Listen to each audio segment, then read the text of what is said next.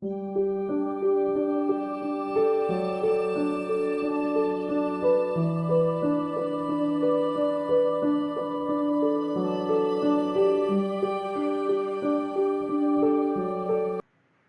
anak-anak, selamat pagi semuanya.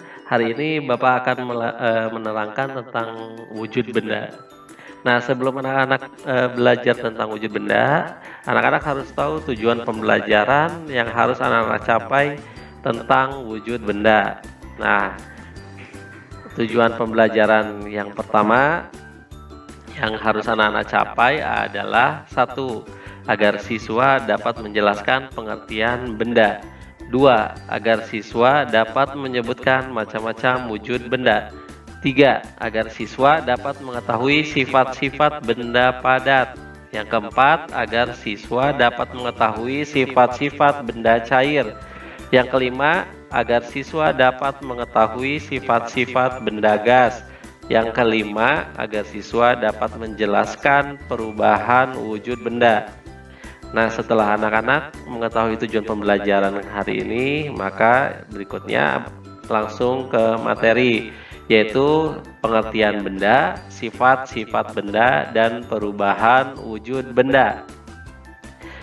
Nah, anak-anak sebelum kita mempelajari tentang perubahan wujud benda, anak-anak harus tahu artinya benda itu apa. Nah, benda adalah segala sesuatu yang ada di alam dan mempunyai wujud. Benda selalu mempunyai massa dan menempati ruang. Benda dikelompokkan menjadi 3. 1. Benda padat. Contohnya kayu, pensil, buku, meja, dan sebagainya. Yang kedua, benda cair. Contohnya seperti air, minyak, susu, dan sebagainya. Yang ketiga adalah benda gas. Contohnya yaitu gas dalam balon atau udara yang ada di sekitar kita. Nah, berikutnya setelah anak-anak tahu arti benda itu adalah apa, maka anak-anak harus tahu juga sifat-sifat benda padat, gas, dan cair. Nah, sifat-sifat benda padat yang pertama, bentuk dan volumenya tetap, tidak dipengaruhi oleh wadah atau tempatnya. Artinya, walaupun disimpan di mana saja, benda padat itu tidak akan berubah bentuk dan volumenya. 2. Dapat berubah bentuk jika diberi perlakuan tertentu, misalnya dirobek, dijatuhkan, atau ditumbuk. Contohnya, kayu, jika kita bentuk maka akan membentuk kursi. Nah, di sini berubah. Kayu yang tadinya bulat besar maka berubah menjadi kursi. Yang kedua, contohnya lilin. Lilin juga bisa kita rubah, boleh bulat, kotak, dan sebagainya. Yang berikutnya adalah plastisin. Plastisin juga sering praktek kita semua. Dirubah bentuknya seperti apapun boleh. Nah, akan berubah bentuk sesuai keinginan kita. Maka plastisin ini bisa berubah. Berikutnya sabun. Nah, sabun juga bisa berubah. Sabun ini bisa kita rubah bentuknya sesuai dengan keinginan kita. Berikutnya, sifat benda cair. Yang pertama, sifat benda cair itu bentuknya berubah-ubah mengikuti bentuk wadahnya. Volumenya tetap, memiliki permukaan datar, mengalir dari tempat yang tinggi ke tempat rendah, menekan ke segala arah, meresap melalui pipa kecil, dan dapat melarutkan zat tertentu. Contohnya air atau minyak. Nah, minyak ini jika kita masukkan ke dalam botol, maka bentuknya akan berubah sesuai dengan botol.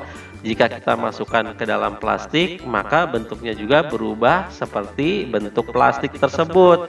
Namun volumenya tetap tidak berubah.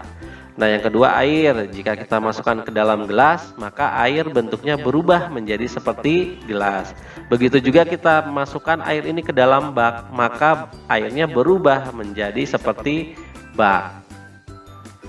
Yang berikutnya adalah sifat benda gas. Nah, sifat benda gas, satu, bentuk dan volumenya berubah-ubah tergantung wadah atau tempatnya.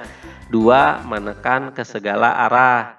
Contohnya yaitu balon. Balon jika kita tiup maka akan masuk gas ke dalam balon. Semakin kita meniup dengan kencang, maka balonnya akan semakin besar. Maka bentuknya berubah menjadi besar, volumenya juga berubah. Maka semakin besar pula. Itu sifat benda gas. Nah, setelah anak-anak mengetahui sifat benda gas, maka berikutnya yaitu perubahan wujud benda cair, padat, dan gas. Ini adalah segitiga perubahan wujud benda.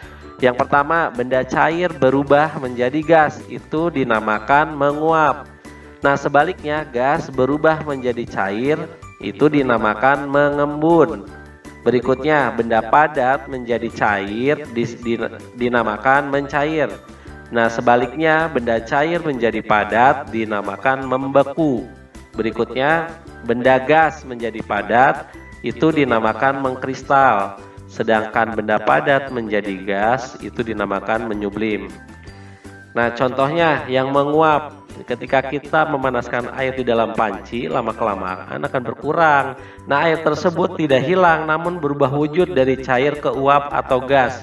Peristiwa perubahan wujud dari cair ke gas ini disebut menguap. Berikutnya contoh mengembun. Kamu tentu pernah meminum teh hangat. Pernahkah kamu memperhatikan tutup gelasmu? Apa yang kamu lihat? Kamu melihat titik-titik air, bukan?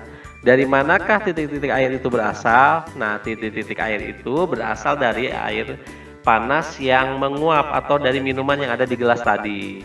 Nah, uap ini bergerak ke atas mengenai tutup gelas.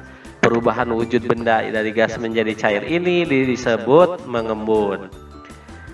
Berikutnya, contoh mencair. Nah, jika kita meletakkan es batu di luar ruangan, maka lama-kelamaan es batu tersebut akan mencair atau menjadi air. Begitu juga coklat. Jika kita simpan di luar ruangan, maka si coklat itu akan meleleh. Nah, peristiwa ini disebut dengan mencair.